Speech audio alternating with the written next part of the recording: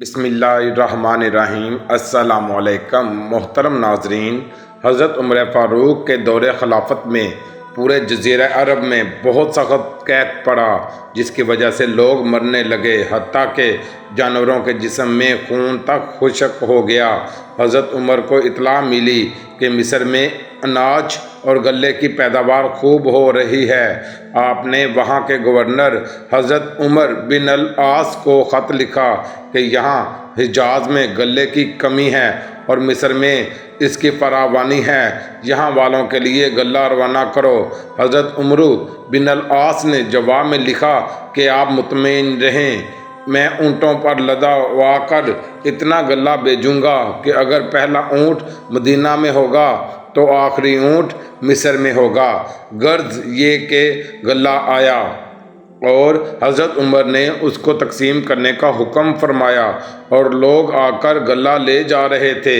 ایک صحابی حضرت بلال بن الحارث جو جنگل میں رہتے تھے، انہوں نے جب غلہ کے بارے میں سنا تو چاہا کہ وہ بھی آ کر غلہ لے جائے۔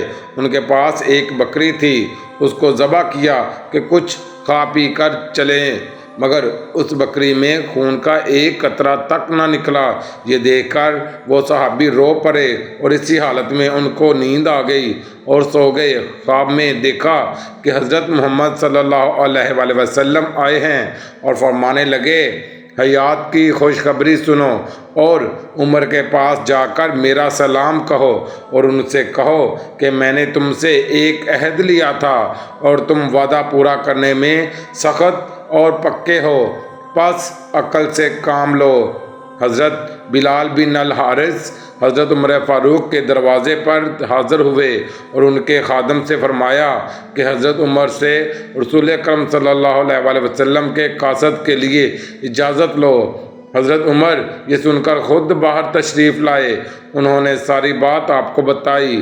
حضرت عمر یہ سن کر گھبرا گئے اور باہر نکل کر لوگوں کو جمع کیا اور منبر پر کھڑے ہو کر فرمایا کہ میں تم کو اللہ کی قسم دے کر پوچھتا ہوں کہ کیا میرے طرز عمل میں آپ حضرات کوئی بات بری اور مکروہ دیکھتے ہیں؟ لوگوں نے کہا کہ نہیں۔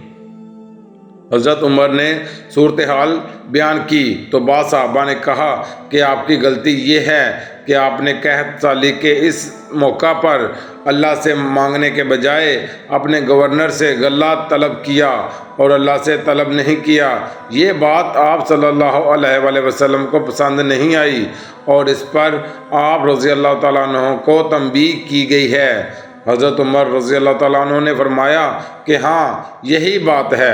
پھر آپ نے نماز پڑھی اور نبی اکرم صلی اللہ علیہ وآلہ وسلم کے چچا حضرت عباس کا واسطہ دے کر اللہ سے دعا فرمائی۔ اتنے میں لوگوں نے دیکھا کہ بادل منڈلا رہے ہیں، پھر بارش ہونے لگی اور اس طرح قحط سالی کا خاتمہ ہوا۔